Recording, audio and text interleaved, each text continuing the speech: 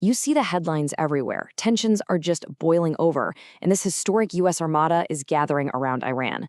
But while everyone's talking about the possibility of conflict, what would that actually look like?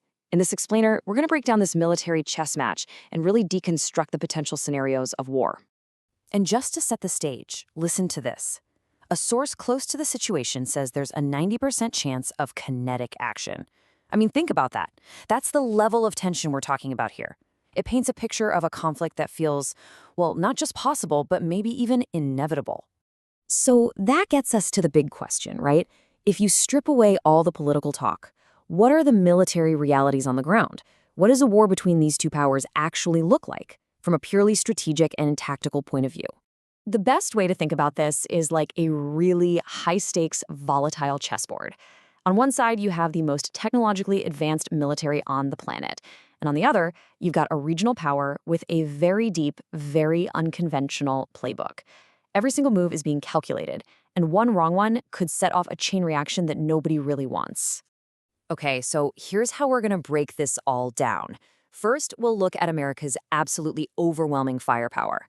Then we'll dive into Iran's asymmetric strategy, which is designed specifically to counter that power. After that, we'll walk through 5 distinct scenarios for how a war could unfold.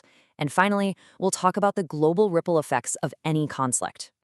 All right, first up, to really understand what's at stake, you have to grasp the sheer scale of the U.S. military power that's been deployed. We're not just talking about a few ships and planes. This is about a whole global system designed to project dominance.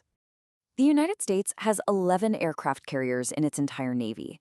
So when it moves 2 of them, along with their entire strike groups, to one region, that's a massive deal.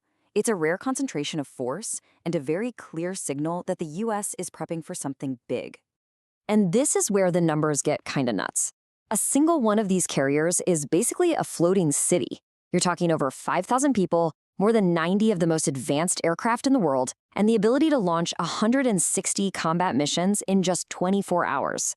Oh, and it's nuclear-powered, so it can stay at sea for 20 years without ever needing to refuel. That's just an unbelievable amount of power. So, how in the world do you protect an asset that valuable? The answer is a concept called layered defense.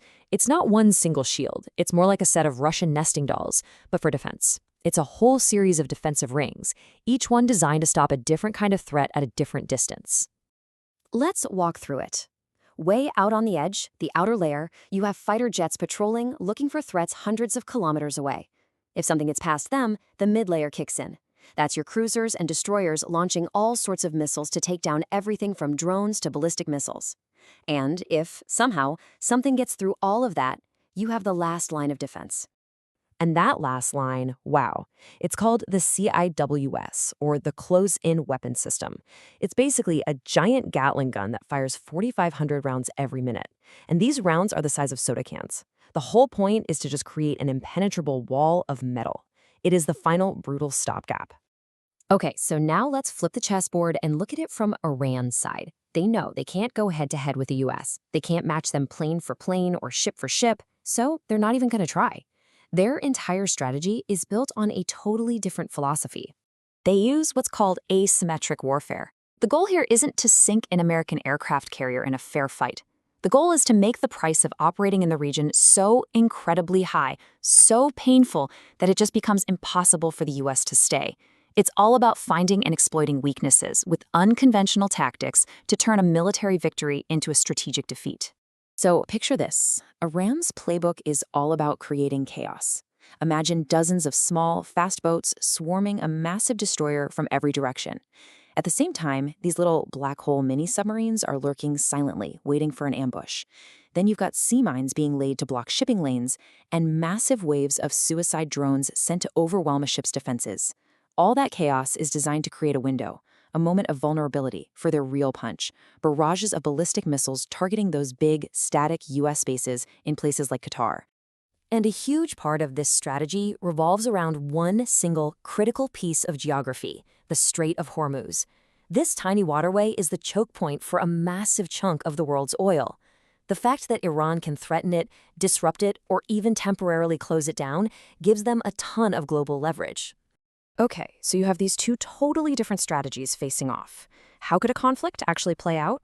Well, analysts have basically mapped out 5 potential paths, and they range from some quick surgical strikes all the way to a total regional war. Let's walk through them. The first scenario, and the most limited one, is a campaign of very precise targeted action. We're not talking about an invasion or occupation here. No boots on the ground. You can think of this as a big surgical operation carried out from the air and the sea. U.S. forces would be hitting very specific, key military targets. The targets would be things like facilities belonging to the Islamic Revolutionary Guard Corps, their ballistic missile sites, and of course, parts of Iran's nuclear program.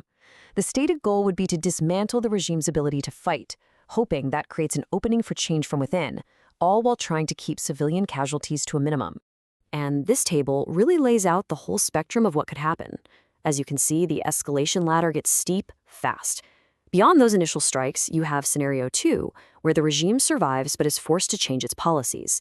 Then Scenario 3, the regime completely falls, but it's replaced by a military government. Scenario 4 is even worse: total chaos, a power vacuum, and civil war. And finally, Scenario 5. Iran takes the punches and then hits back hard, targeting U.S. allies and dragging the entire region into a much wider war.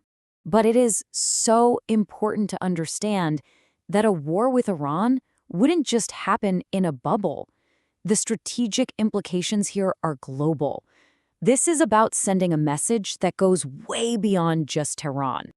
One analyst called a potential U.S. action a goodbye kiss to the Middle East. The idea is that before America pivots its main focus over to Asia, it wants to close the book on its long-running problems in the region. By dealing with Iran decisively, it would send a powerful message to global rivals, like Russia and China, about American power and resolve. But Iran has sent its own message, and it's crystal clear. This statement from their mission to the UN leaves no room for doubt. They have promised to respond like never before, and they've declared that all U.S. bases in the region would be fair game. It's a pretty stark reminder that this could escalate in ways that are massive and unpredictable. And that really leaves us with this final, critical question. When military powers get into a conflict that's designed to be a strategic message, a move on the geopolitical chessboard, who is it that ultimately pays the price for that message? It's a sobering thought that goes way beyond tactics and strategy and gets to the real, human cost of war.